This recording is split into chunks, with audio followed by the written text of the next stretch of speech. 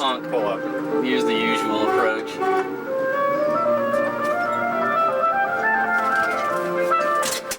Sorry about that. That's alright.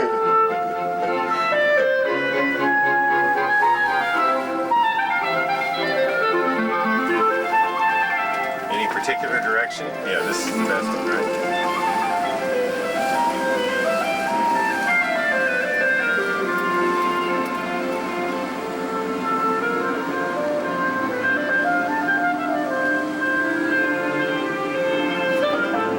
There's the trailer they tried to take away. Twice.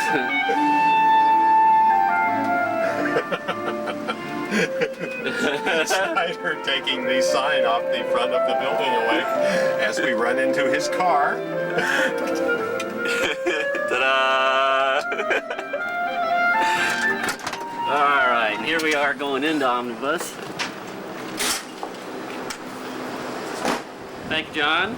Hello! Well, have you Larry, got how a few are words to say about the demise of our friendly institution here? Well, though it's a sunny day, it's very dark. Dark in our hearts. Dark in our hearts. Well, we're going to wander in here and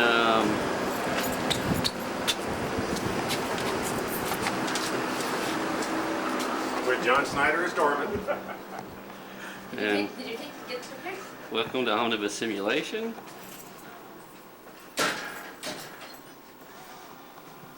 Our reception area where our guards take very good care of things on the way in and out. And our editorial room, which I'd show you all the film and stuff, but I'm not sure it's open. In fact, there's a sign saying, editorial department is to remain locked at all times. Thank you. And good night.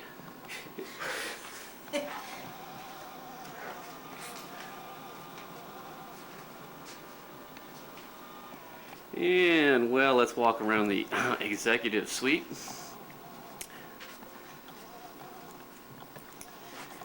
We have here Sherry McKenna's office, which, well, used to be anyway, and is now quite locked up. This has also been Bob Swanson's office on occasion, George Haywood's office on occasion, Alan Marcazon's office on occasion, and so on.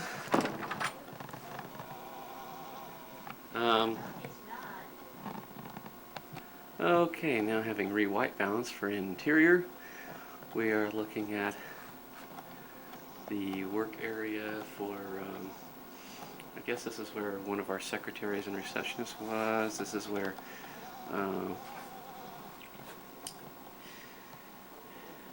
Ellen Koss worked and supporting bidding and production. Lots and lots of files, most of these left over from Digital Productions days. And this is where Carly Katie sat towards the end. This is where usually the secretary of the president would sit. So I don't know how much this bill's going to be.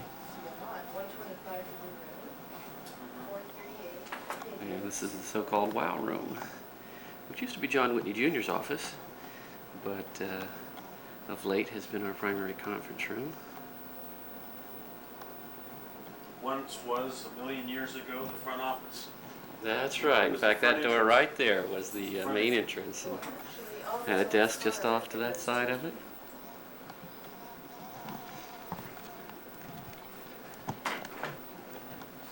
And here we have the poster wall in the WOW room, showing the different movies we've worked on: Last Starfighter, 2010, Labyrinth, Tron, Star Trek, Explorers, Looker, and Flight of the Navigator.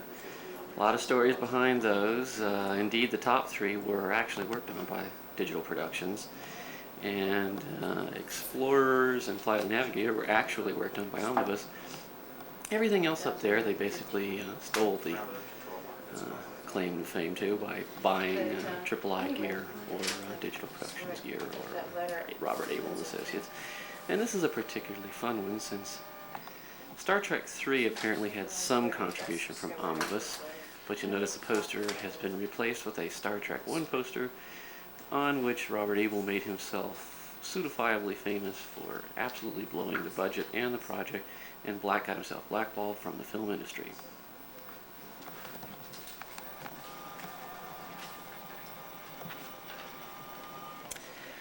Walking down the corridor. Well, let's see. I should show you George Haywood's office if it's open. It probably isn't. Oh, son of a gun. Well, here we have it in all of its executive splendor.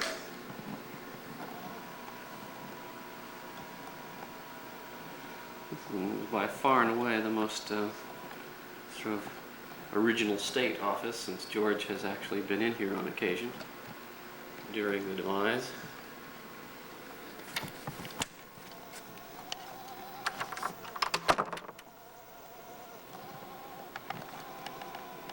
And walking down the hall towards, well, the women's room and my office. And I'm afraid it's woefully cleaned out and messy at the same time, as I've gone through all the heartbreak of moving into this place. And that's the machine room sitting right there. You can indeed make out a couple columns of the Cray and Cray disk drives there. And we have the desk, the chair, the lamp, whiteboard with no interesting messages left. Used to say Shishu Arju, which was 42, and Gao Xinjiang Bu Gao, which was Mr. Gao is not tall. Dave Sieg's office is locked. And we head down here to the vault. Quite interesting. This vault was essentially left open 24 hours a day, every day, for a long period of time, but it's protecting our stationery very well now. And this is the employee lounge. Why anyone would want to lounge in this dump is beyond me, but there it is. And walking on down the hall.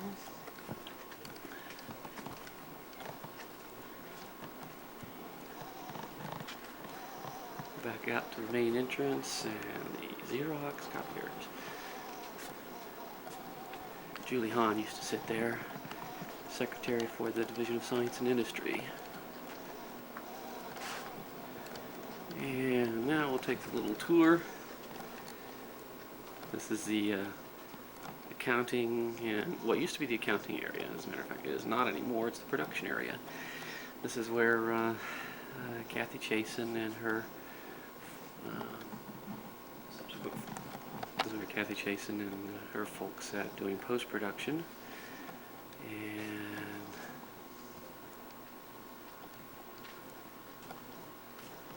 And Macintoshes used to sit there. No one knows what happened to them. Actually, Apple reclaimed them, I'm told. And various production assistants' offices and producers' offices. Here's a little slice of life.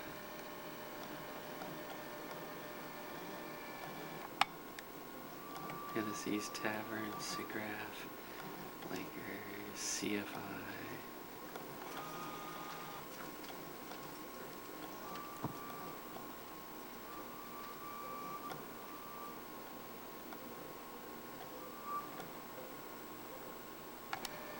Cray PM schedule. Lots of made-up PMs. Trader Joe's sandwich shop. Standard source of lunch here.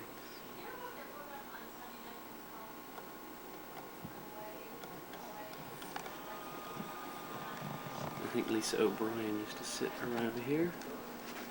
Alright, now we'll head back into the software area. One of the art director's offices. A coffee room. With all the phone gear off on that wall. And back there. Remember that phone unit? It was utterly worthless. Menus. Assorted silliness. The Fred Bradford Memorial War Board. These bulletin boards frequently contained a lot of unusual and interesting information. And I'm afraid at the moment there's not a whole lot of really great humor, but they have indeed upon occasion had some pretty good bits. Let's see if we can these here.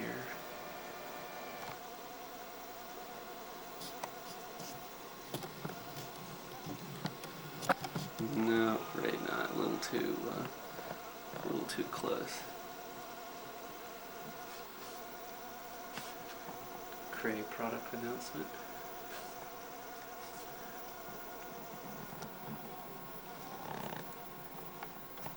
And this is the software area. Magazines and manuals. The number of offices usually holding 2 to 4 people.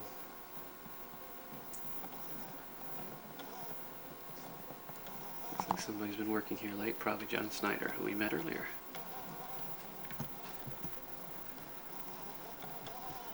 This used to be my office. This is where Fred Bradford still is, or still was, and I believe Julie Hahn moved into here with him.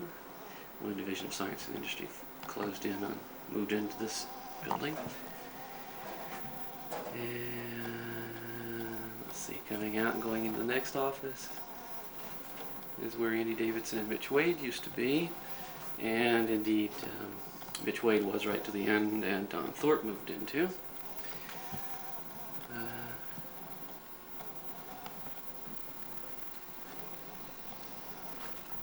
More manuals and magazines, the technical literature area, and the RTD office. We actually had a Ramtech 9050 monitor here towards the end.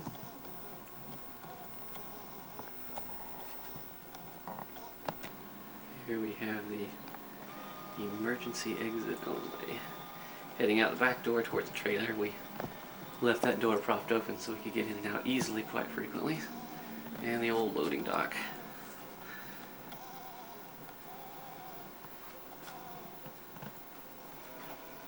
And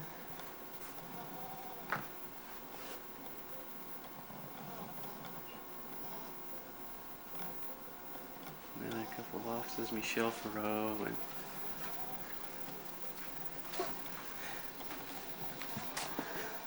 the editorial is unlocked.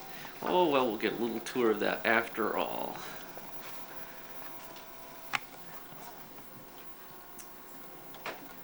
More offices, more offices. That's where some of the systems folks used to hang out.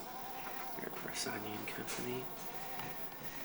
And the, let's see if this actually still says it. No, it doesn't say cancer ward anymore. Let's see.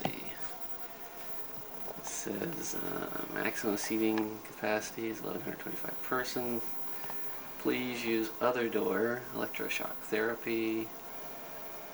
Remember, everything looks better in high res. And something from Vanity Fair here. Let's see.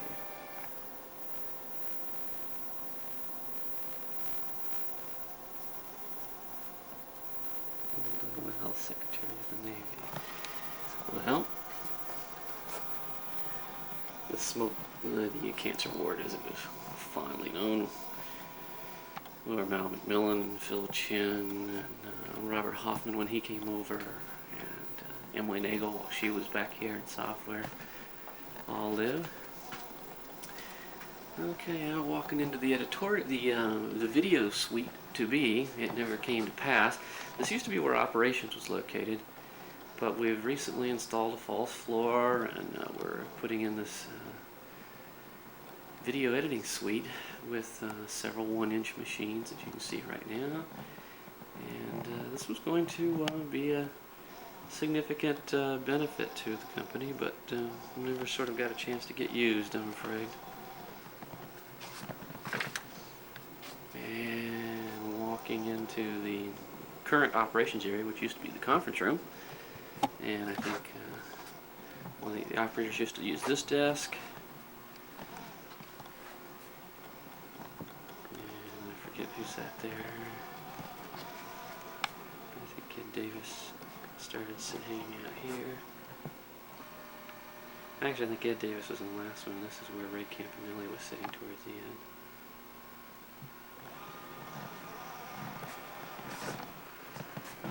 some Mario drawings. Let's see.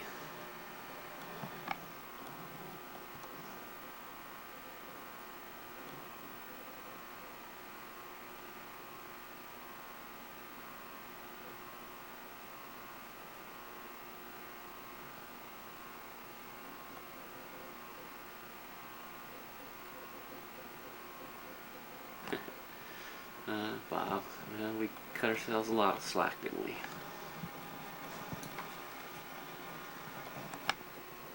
This is Gordon Garb's Den of Iniquity back here.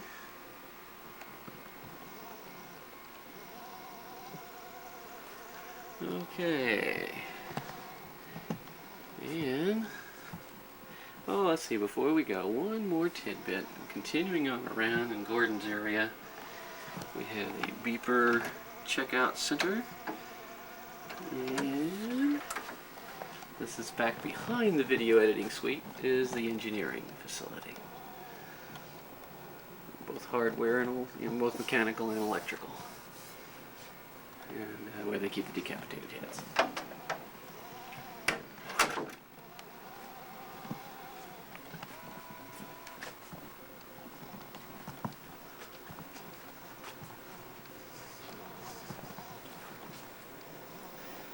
Okay, walking out now, back down towards the main production floor. We'll take the little standard tour here where we go in the art director's offices and see things like, you know, a light table and drawings. That looks like that was from the Unisom spot. This is where the art directors would work and get their creative ideas on paper in the form of essentially sketches and storyboards. And this looks like the, I forget the name of it now, but this is the German spot, which I have on tape at home, so, you know, when I edit all this together, I'll cut it in here.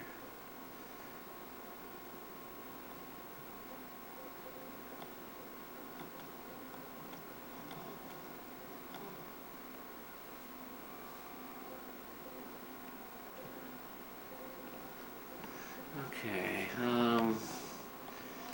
well, as you can see it, this looks like the Decinex man. See, he hops off the pedestal, his feet catch on fire, and he lands, and this cracking and peeling of athlete's foot.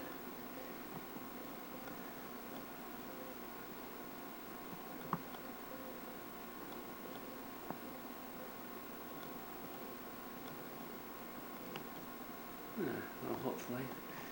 This is the commercial that we're actively working on trying to finish right now. The company is essentially shut down, has been for a week and a half, but they're trying to get just one last commercial finished so the client can go away happy. And more art director area. So when a job comes in-house, the art directors try to come up with the look and the basic motion in the form of those storyboards, and then they turn those storyboards into engineering style drawings.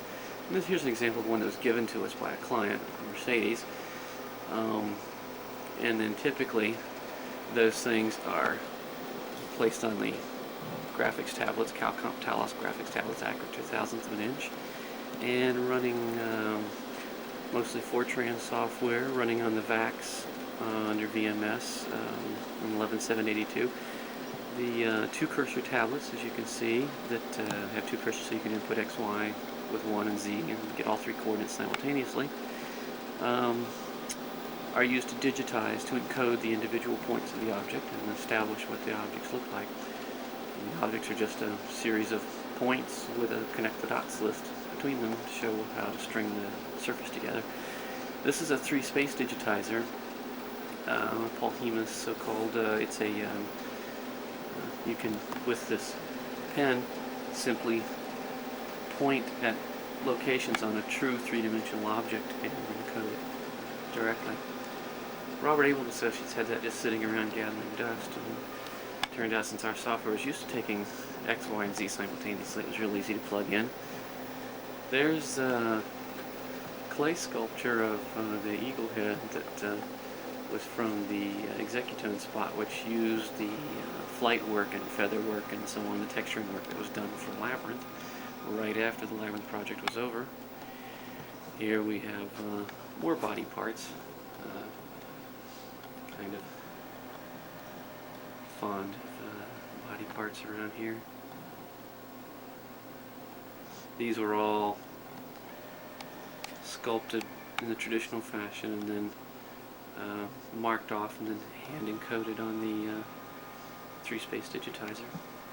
That became a very powerful tool towards the end.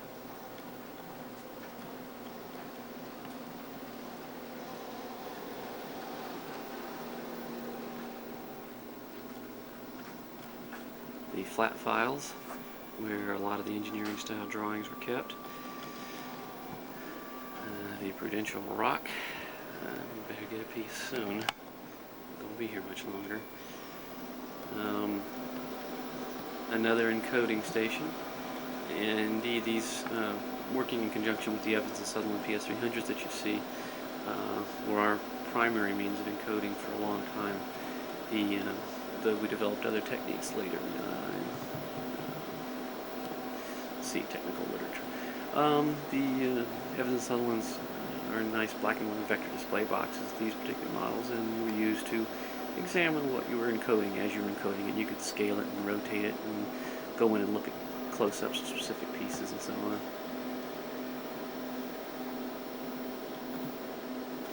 And a monitor for a 9050, a Ramtech 9050 frame buffer. So you get a low resolution display, 512 by 512 on those guys. And we didn't have much color depth, so no one ever really quite liked them much, but better than a poke in the eye with a sharp stick. Another modeling station.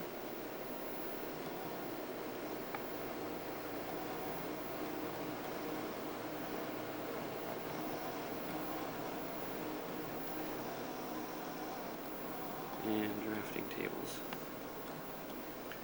And E.T. sitting up there, since all of our trophies have been taken for safekeeping, as it were, to Sherry McKenna's house.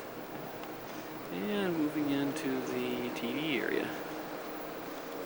We have a Viola, which is not usually sitting out here, but since the company was shutting down and all the work was going to one job, it was left around.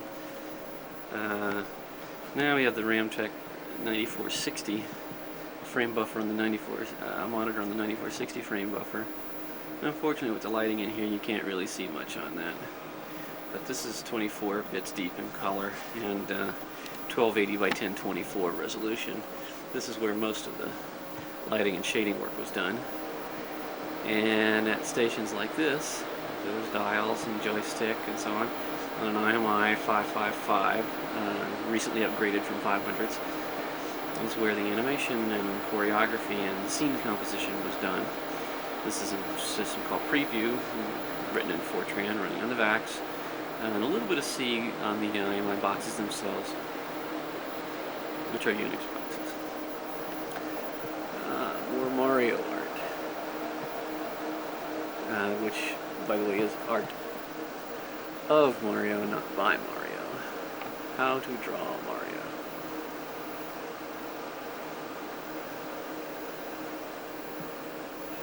And this is sort of the classic.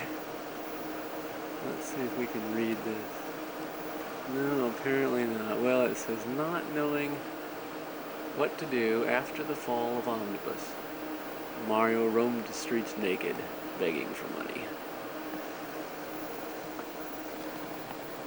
And over here we have a monitor running filming at the moment, showing Desinex, so you can see some color bars in the background. I can see some black and white bars in my little view piece here. And let's see, this is what, that's what you'll see on your home TV sets when you see the Desinex spot.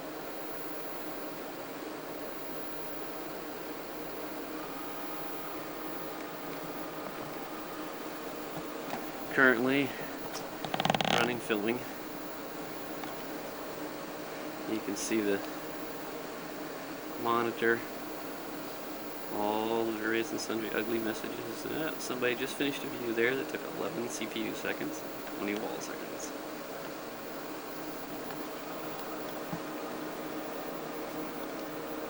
The other head of filming and the spooler terminal. Have a couple of 3/4 inch VCRs.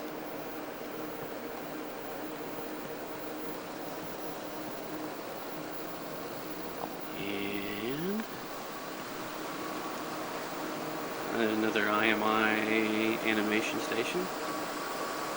And our friendly host come in. The mail slots. And laser writer, or laser printer actually, as opposed to the laser writer.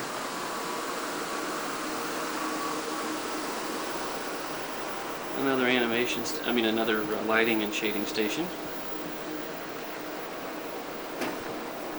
And this is one of the IMIs that has a camera attached to it, so that filming can proceed. Shoots shots of the black and white vectors, and it looks like the camera has actually disappeared. So congratulate John Whitney Sr. on having excavated his equipment. I'm very glad to see that. And indeed, the projector has disappeared from underneath the roto table where we would do our witness point tracking work. So John Whitney Sr. succeeded in getting his personally owned equipment back.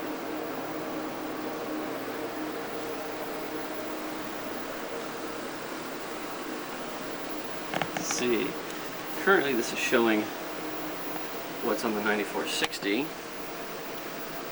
And as I reach down and throw this little switch, I can see what's on the RFR, and indeed someone has left us with a gesture of the very thing that we need most in the world, a whole lot of $100 bills. Of course, these are interpenetrating, and the color is about as bad as you see it, unfortunately, so it won't do us any good. Well, I think I'll leave that up. That's wonderfully appropriate picture. Okay, well, let's wander in the machine room.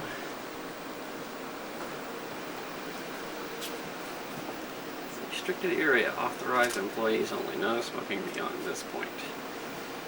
Now let's see if it's actually, I had a feeling. Normally, you would use this thing by sliding your card through it. I had a feeling it wasn't functioning. Oh, let's see. There's the famous red filming light telling us that we are indeed filming at the moment.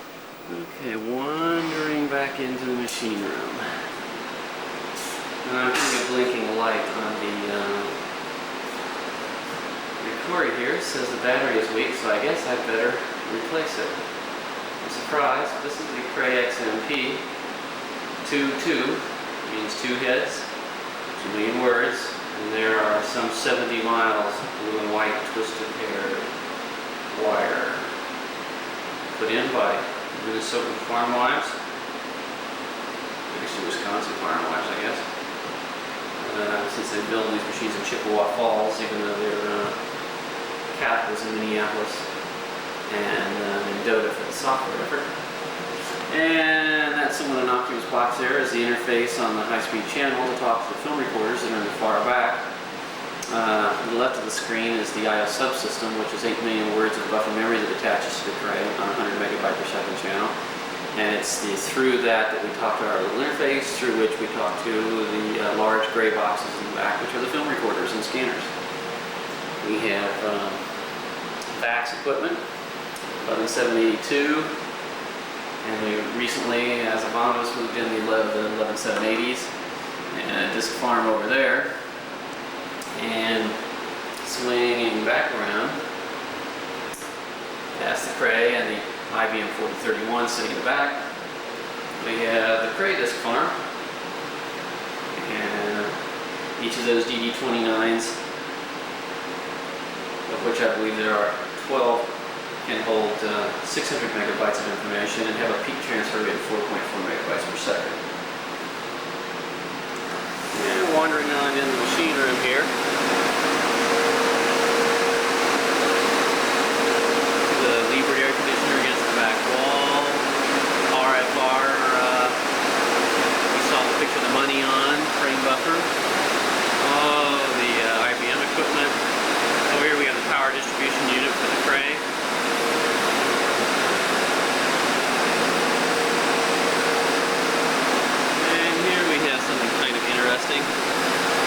display showing the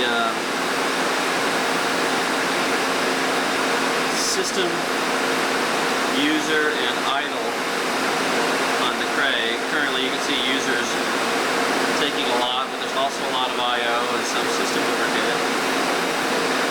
Kind of a fun thing to watch. And right over next to it, we have the status display that shows which jobs are currently active. You can see Ruhoff, W2, Build 1. A couple of other things that are very difficult to read on the Cray.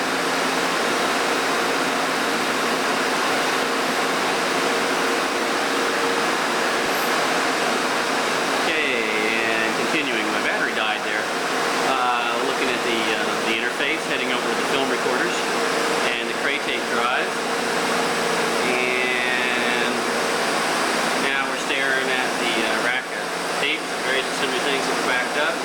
And this is OMU1, I think. Yep.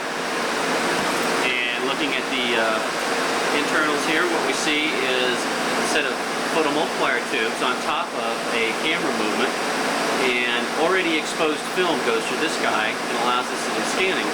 And it might be so dark in there you can't see very much. Let me see if I can re-white balance and try. Looks like it's not going to be light enough to see much of this, but that's where you have the, instead of having photomultiplier tubes on top, you would have a real, basically a camera body, and you would run unexposed film through it. And in fact, one of our units can do that. Can replace the scanner with the recording head. Down below is just basically a cathode ray tube, a CRT, and it gives you the ability to throw a sort of flying spot beam amount of light through the film that is monitored up here, or recorded up here if you're in that mode. And it's scanning across there at basically in the scan mode at 600 nanoseconds per pixel, and you get everything at once, red, green, and blue all at once, or in the record mode at 200 nanoseconds per pixel, but you have to do red, green, and blue, so it's effectively equivalent to transfer rate. These are made by D.O.A, Information International.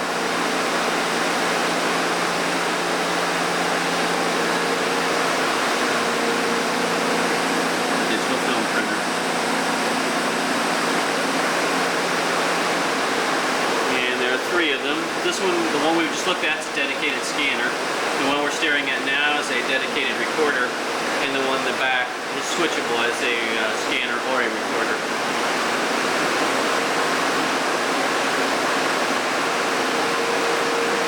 In fact, it's set up as a recorder at the moment, and there is its scanner head sitting on the table back in the back.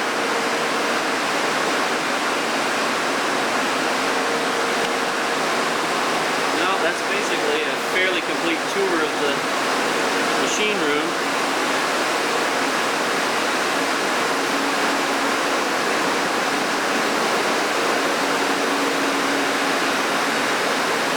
And off in the back, yeah, we ought to walk back here.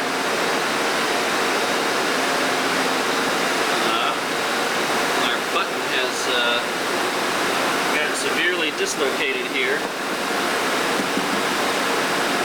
Should be up in the wall. That'll allow me to get through the door here.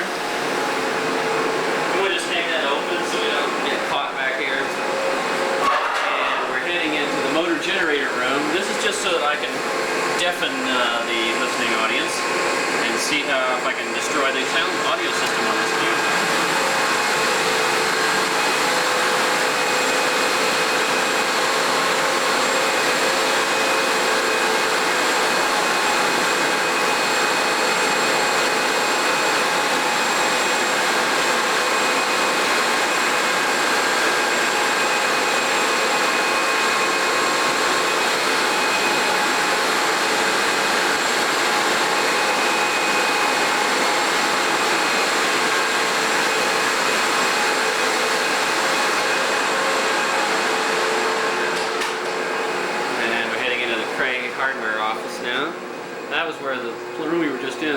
power is generated. And here they have the tester. Test equipment for all the modules that they pull out of the crate when they don't work anymore. And the hardware guys live in here. Give them the short course on the functional units. So I thought I'd come over here and end up on this. You want to give a little talk about this guy? Cray X-MP. Unfortunately, you can't really read those. Little multiply, scalar, multiply, I think. Not scalars. Scalar register. Well, if you could read this, this would probably be a great tape to take to Russia. No, it just tells you what printed circuit boards you what. Where they are in the machine. And for the IOP. Yep. And as you can see, hardware engineers are noted for their bad humor.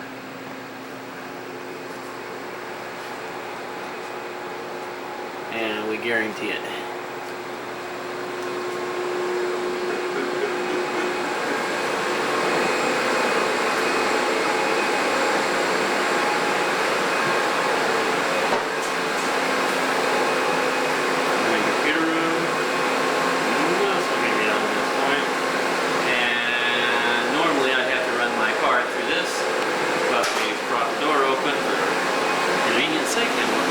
Back in the machine room.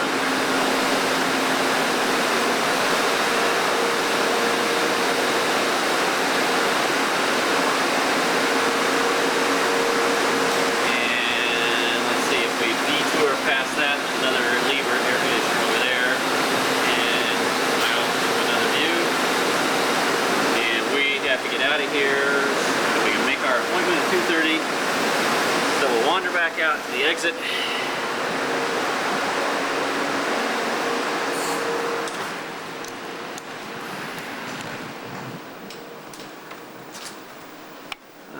Light table with all the textures that we use for our texture mapping. The last view of a statue with athlete's foot. I took a good long look at that. And I think that's the appropriate sign at this point as we and Omnibus. Did you read this article? Not yet. Would you do this? And the way out. And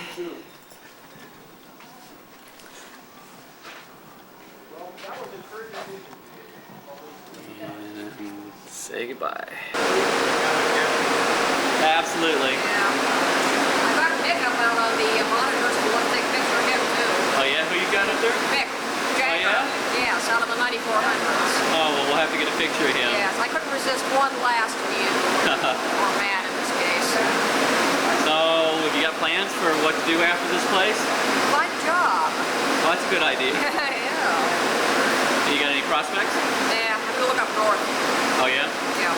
Silicon Bay Valley Area. time, huh? Yeah. You know, there's a supercomputer conference up there next week. Yeah. As a matter of fact, I'm probably going to go to the first day. Yeah. So I'm planning on doing. Are you, when did you hire on here? 1 week after you did. That would make it like about August 9th, 1982. Sure was. Yep. Almost 5 years. Two of us. Yep.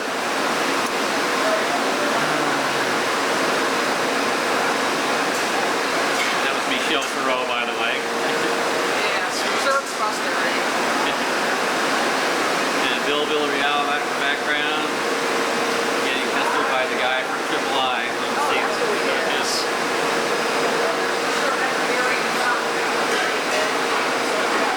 There's the dog from AAA. I never did get his name, but they had the panel off of the interface box, kind of rooting around. He was worried about whether there'd be any damage to the OMUs when they power down the Cray, which of course it won't be. And here we have our lovely I/O subsystem with a nice blue band around it, tying into the X-MP. This is the intended way the antenna carried out. That's sufficient.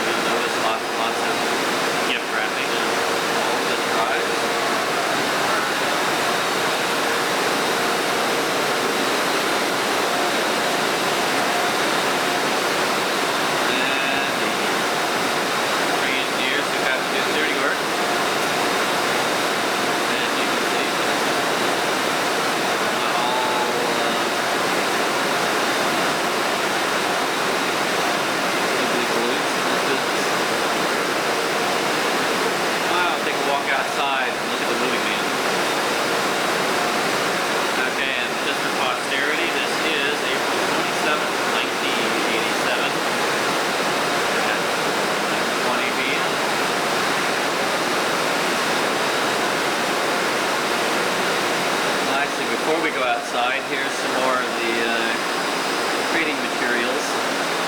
And indeed, as you can see, they've already boxed up a number of the spare modules.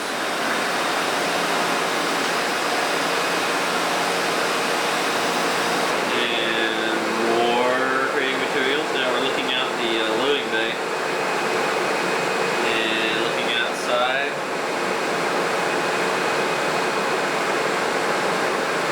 There's the guy that's going to haul it away. Yes, indeed, you'll notice that it says Chippewa Falls, even transfer. And it is indeed a Wisconsin license plate. So these guys must be legit. You can tell.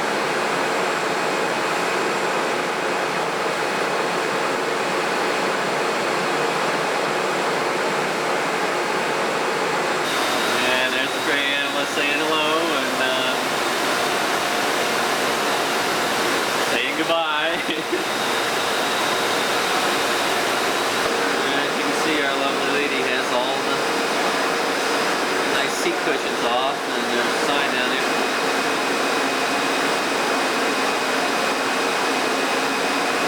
There you have the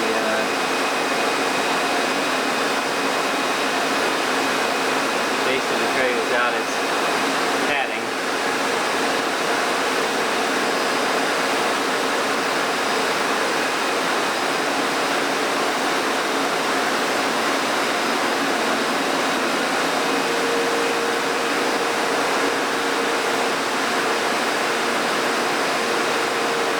And here's a little bit of that ugly mug that Michelle Perot was talking about.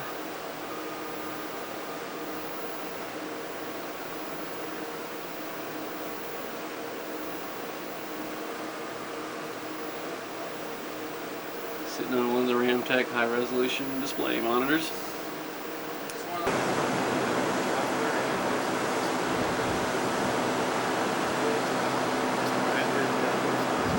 Yeah, it's a shame.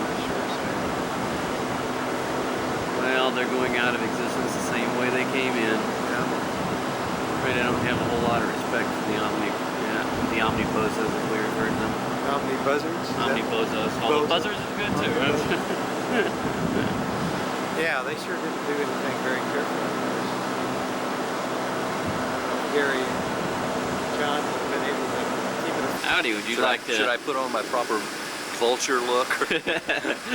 Now, this is one of the men who's responsible for pulling the lifeblood of this organization right out of the body. Not me. I had nothing to do. I was only following orders. Yeah. Have you? This is somewhat a unique circumstance. Have you ever had a Cray pulled due to bankruptcy before? Not that I'm aware of. You have to check with the people back in Minneapolis, but I don't think so. Yeah, I've certainly never heard unusual. Very unusual. Since usually it's governmental laboratories or oil companies or aerospace. There are those who say the government doesn't go bankrupt. Then there are those who will question that. They bankrupt us. Yeah, right, indeed. Well, but it's sad to see it go.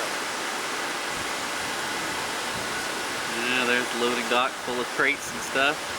Okay, Now I'm going to wander on in there. Yeah, I did. For the record, this is Tuesday, April 28th, about 1 p.m. And a lot more cars in the lot today. Probably all Cray folk and other creditors. A lot of trucks in the area. That's a little odd. Yeah, in fact, I see people over there in the distance going over some of the remaining artifacts here. Hi. Whoa. Hi.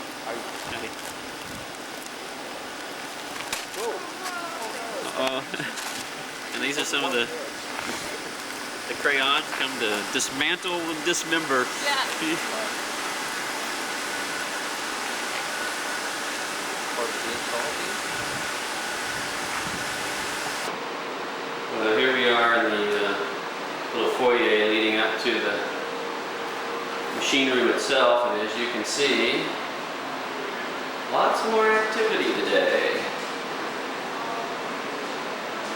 And in fact, Cray is actively being disassembled.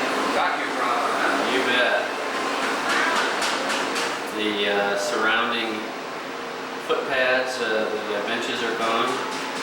Well, the skins are just removed, and you see lots of the wire hanging loose there.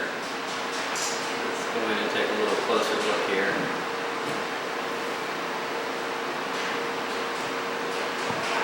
Let's see if we can coax this thing into focus, and there we go.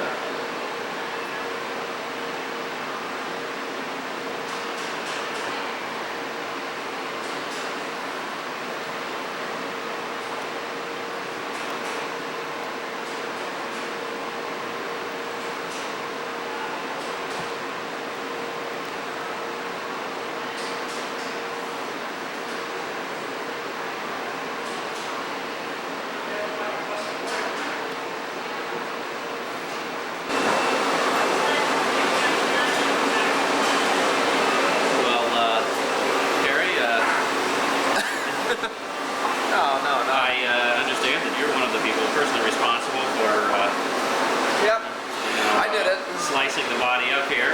I took all the money. That's. Well, I was wondering.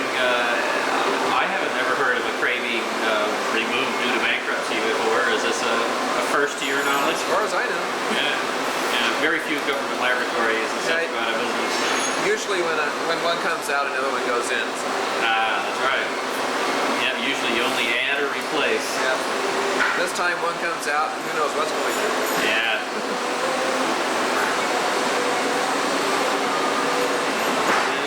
Subsystem back there with its skins off also, and tons more wire. God bless those Minnesota and Wisconsin farm wives.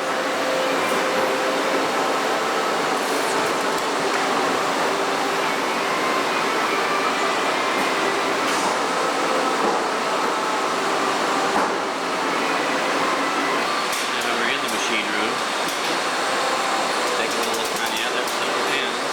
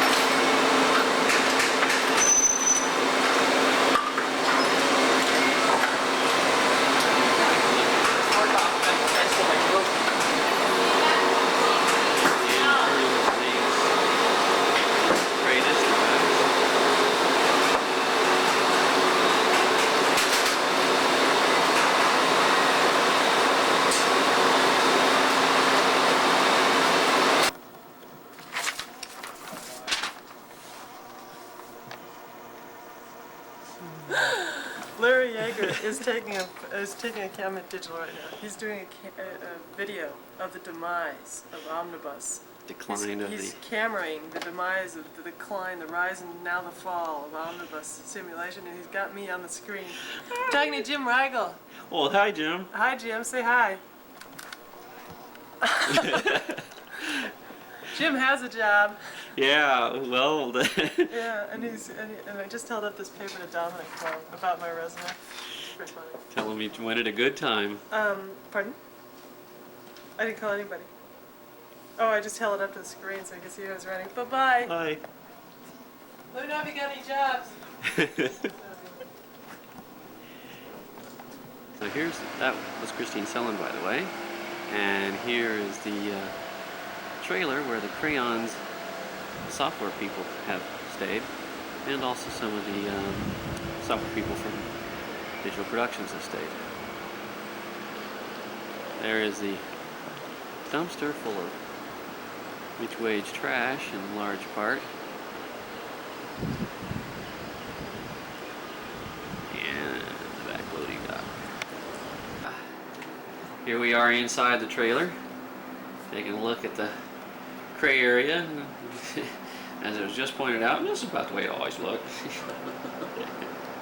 Not quite. And down there is where some of the Digital Productions and Omnibus software people worked out of.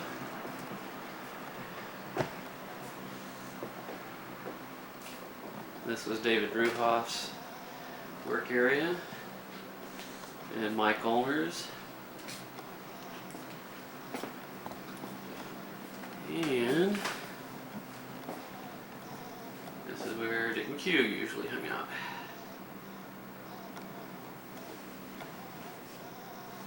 And we'll exit through the other door.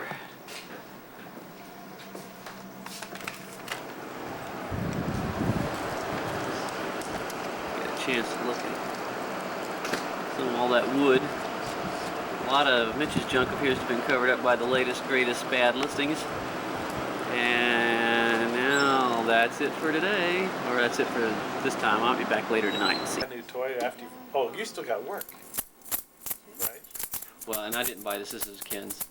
Ken Grimm was my roommate. So, what were you... Now, all right, you want to tell me your story about what's happening with IMIs?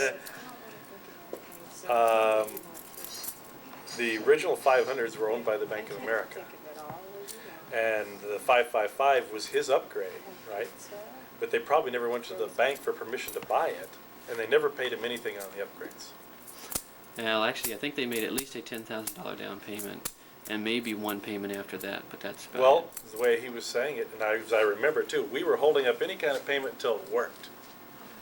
Remember that? Well, I think there was still an initial down payment that had to be made before they would even touch anything, but I could be wrong. Could be wrong. Okay, well, anyway, So so he's that's the hoping to get the- situation.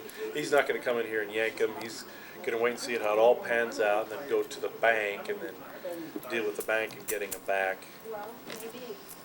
Hey, Larry? I was just checking up on things. I And was how very come, curious, well, how come you're leaving now instead of staying around? because I can't do ray tracing. That was the only thing that would have kept me here for hours. So you're using those Cray cycles as long as you can get them. That's right. Well, this is later in the afternoon, 5 p.m. on Tuesday, April 28th, 1987. And as you can see, the Cray is significantly more wrapped than it was before. And they've placed a metal brace across there and put it on some wheels to get ready to roll it out. Inserted some metal partitions underneath those wheels, I see. And similarly have the I/O subsystem all bundled up on wheels. All the loose ends, cord ends are wrapped up. That's what all that pink hook was for. How about that? Come over and take a look at that. Yep. Good enough. Yep, there's one of the guards that's hanging out here, making sure that nothing disappears that isn't supposed to.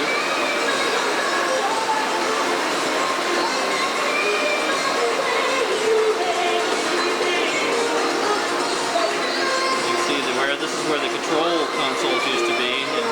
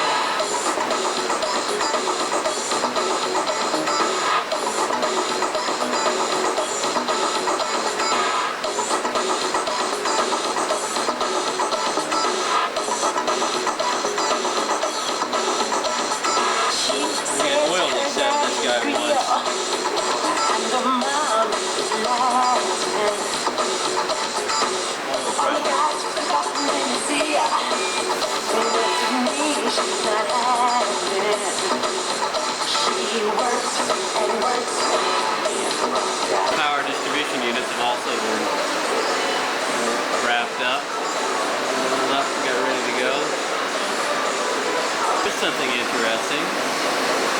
One of the couple of Ramtech frame buffers have disappeared. One of them at least. Don't know where that went to.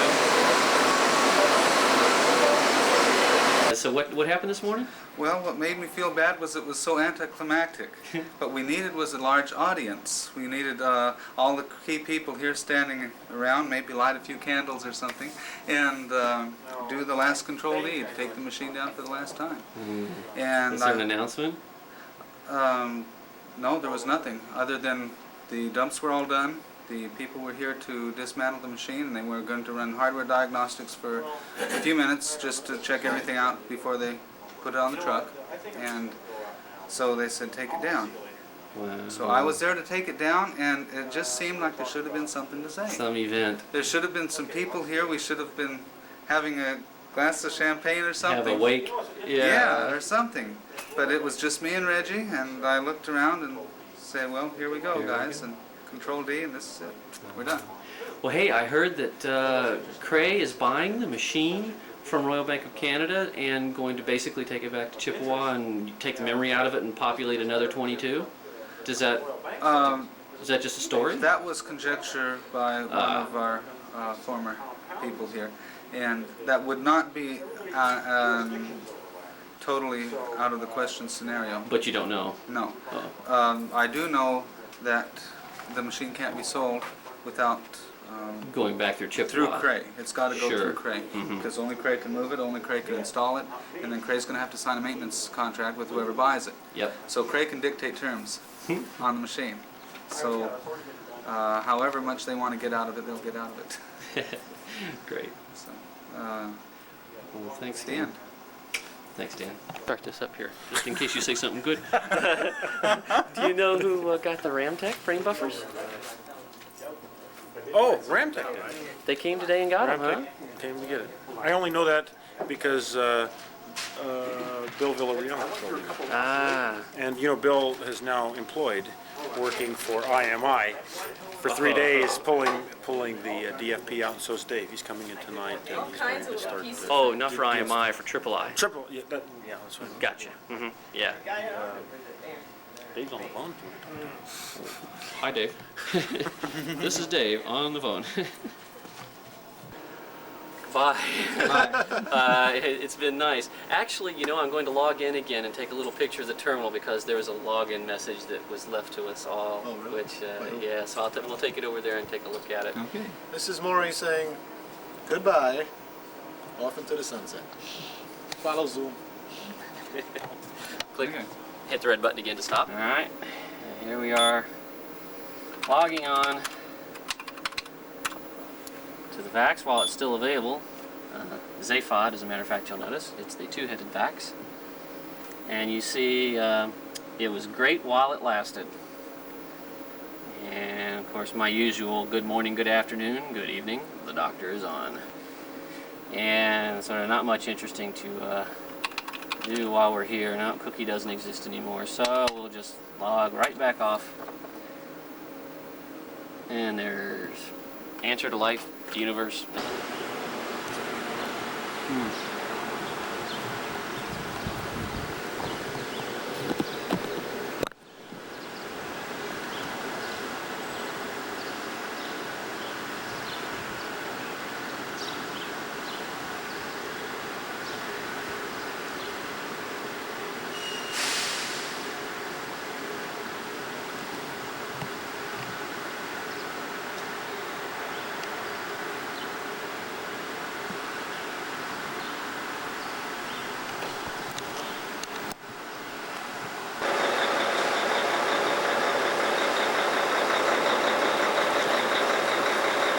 The truck that will haul away the Cray begins to back into position.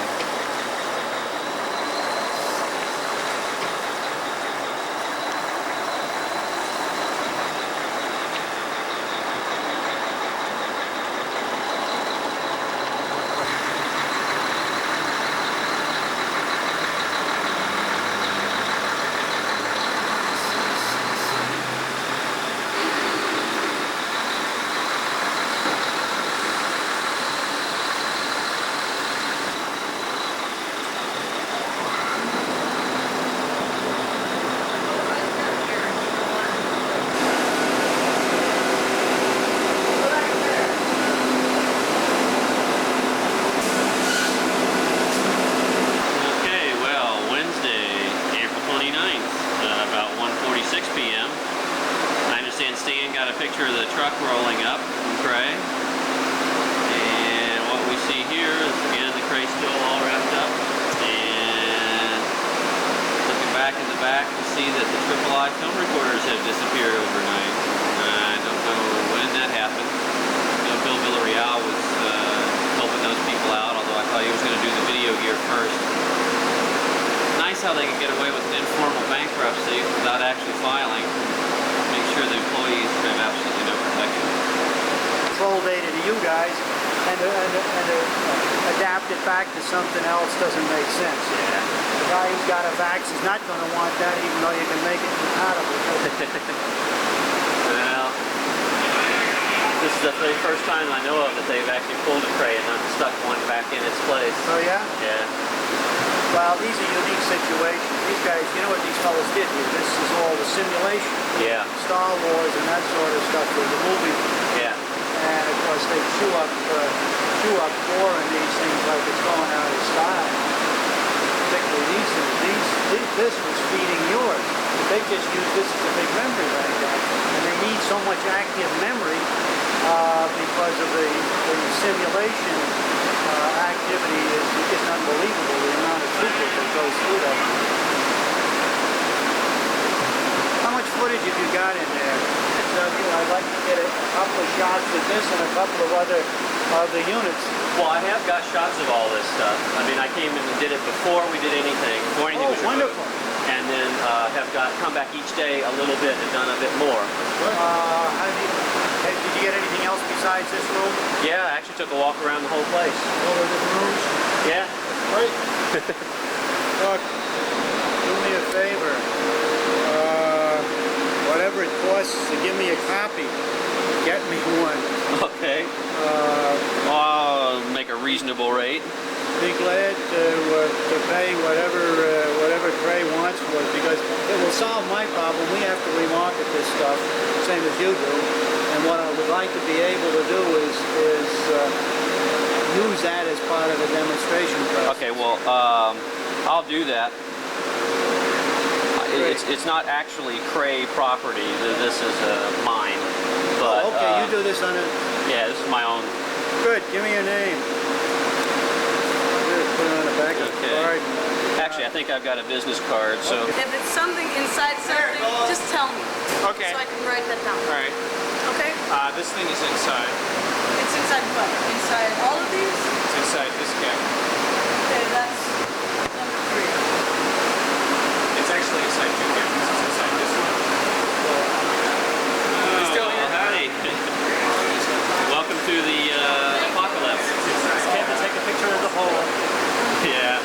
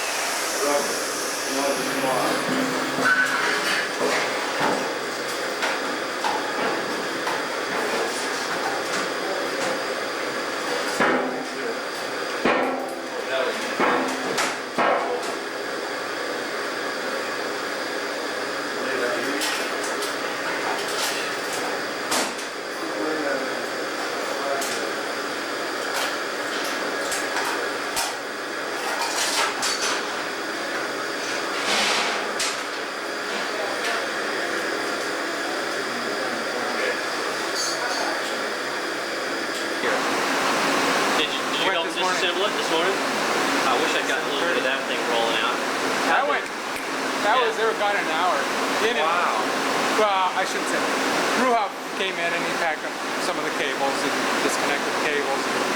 Did you have to move the boxes out of the way and kind of make a path through here? Yeah, these weren't here this morning. So straight through. Oh, okay. There, right through here.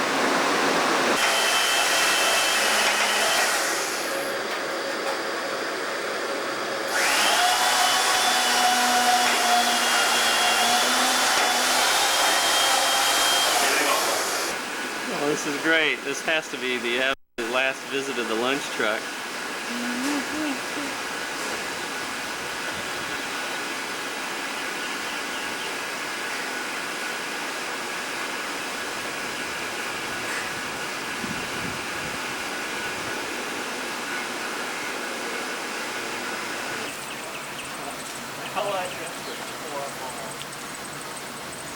Yeah, you're right. Yeah. Wisconsin license plates.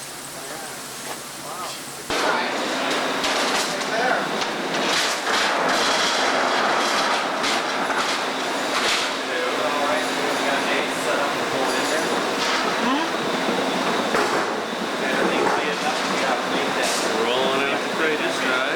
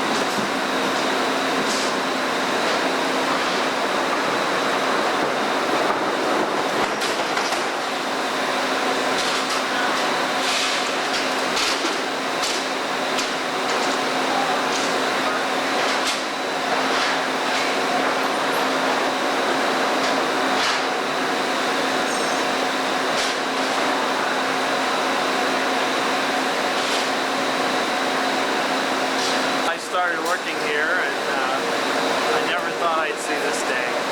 Yeah. But now we can blow the place up. So you say you saw it roll in, huh? I saw it come in, and it's going out. It's too bad that they never even got the facility put together the way We intended. Not by any. Well, there goes the last Cray drive. Oops, they're coming back in.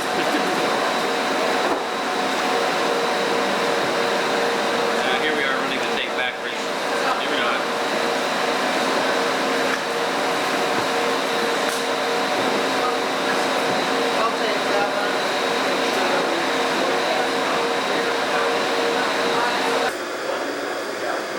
I don't know if this will come out. This is the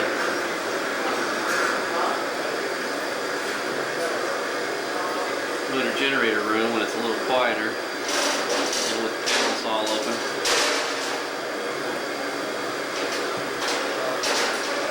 So you have to see a little bit more of this place.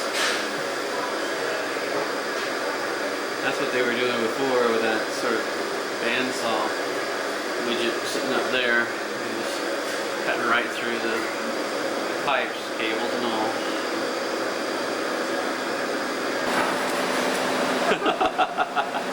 I wonder what that'll look like on tape. Oh, I got it, 27. Oh, there goes.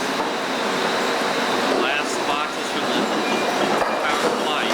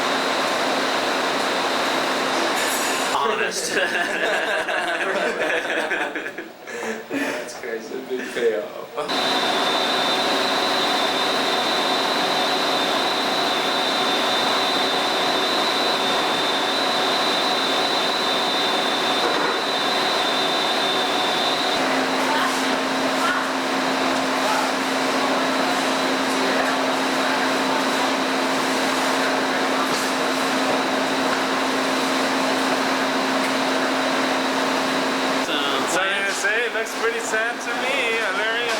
Like, I don't know. Looks like we might not get paid tomorrow.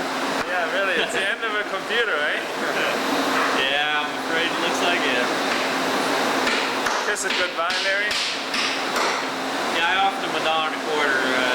They kind of turned that down. Can't take it. I won't let you. No, no, no. Passive resistance. Now going for the close-up. The wheel at his throat. You will not take my machine. No, I need these cycles. I need these cycles. Man, I need it fixed now. You can't have it. I won't let that happen. Over my dead body.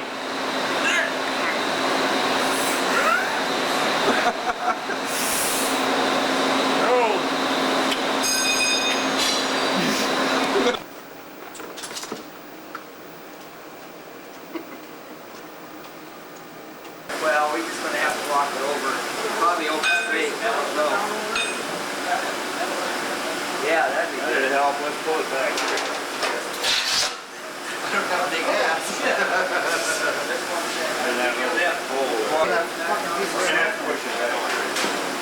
Thing is, I'm right now.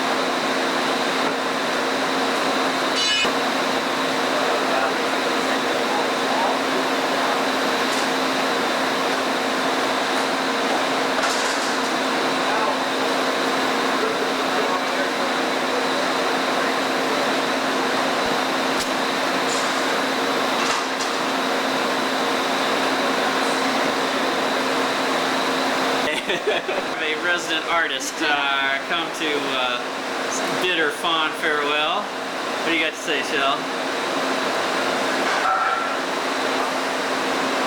Nice weather we're having. Yeah, a good day for dismantling, I think. Well, you gonna go? You gonna try to continue computer graphics art somewhere else? Yeah. Do you have any suggestions? Well, I heard that John and Gary are probably going to buy the camera. that's likely. Yeah, they pulled it out of here this morning. So this is it. This is it. It's all stripped down. Yeah.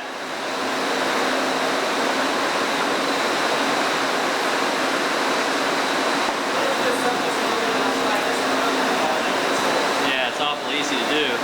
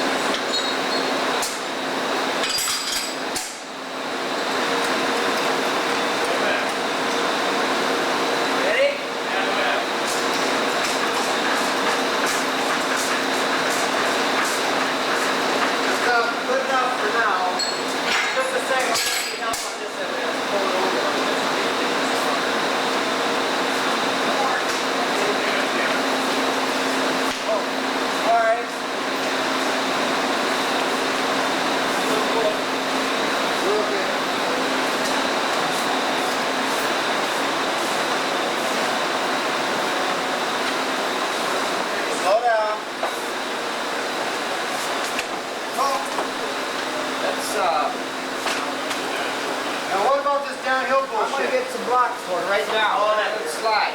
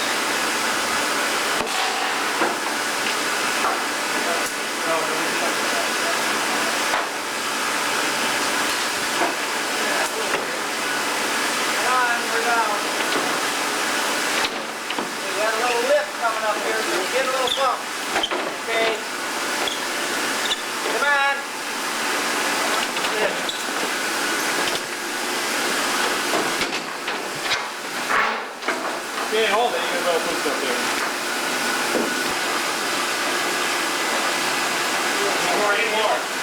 More cable.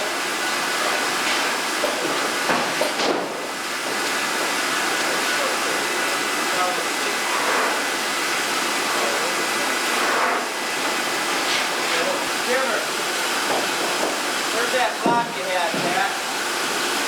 Where's what? Block. Where's that wedge you had? Oh, I don't know.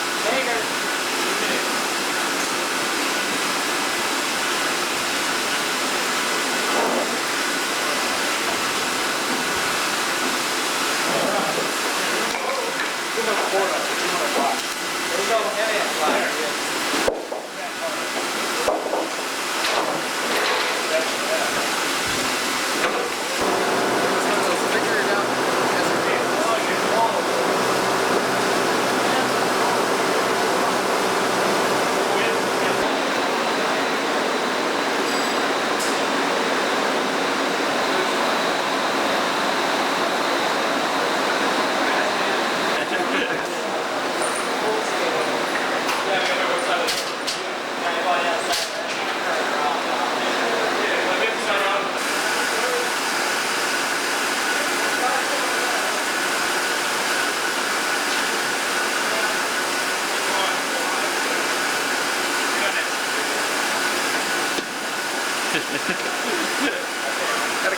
Phone from Australia would like to talk to you about craze and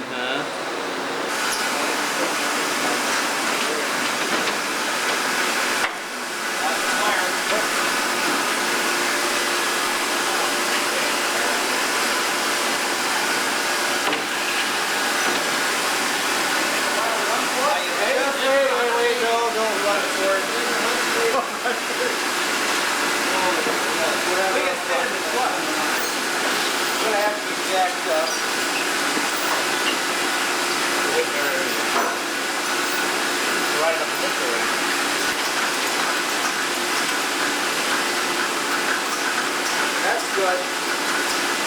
Give her. Keep the block right up there.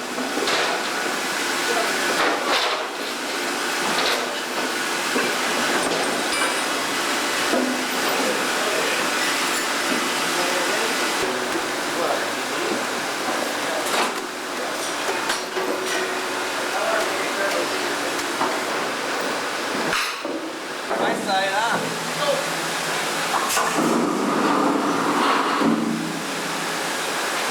shut that door first. We go ahead, door shut, please.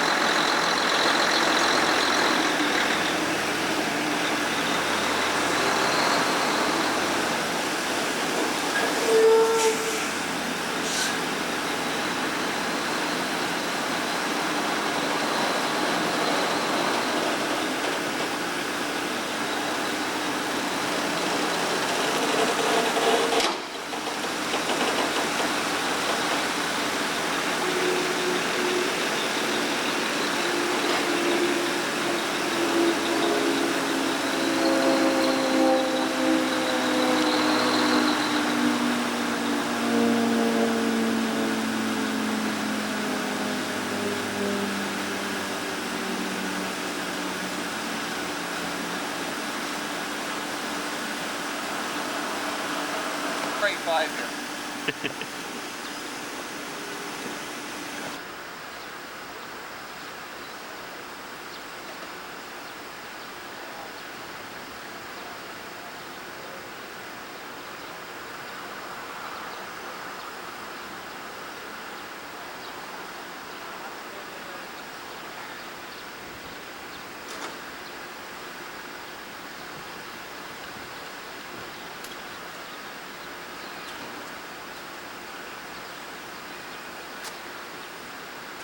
Well, here we are standing outside the closed and locked doors of what was once Digital Productions.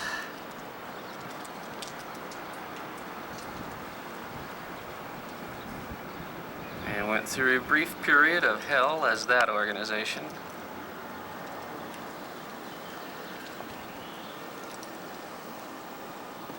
And now exists no more. The guard sits down there in her car because she can't get in either.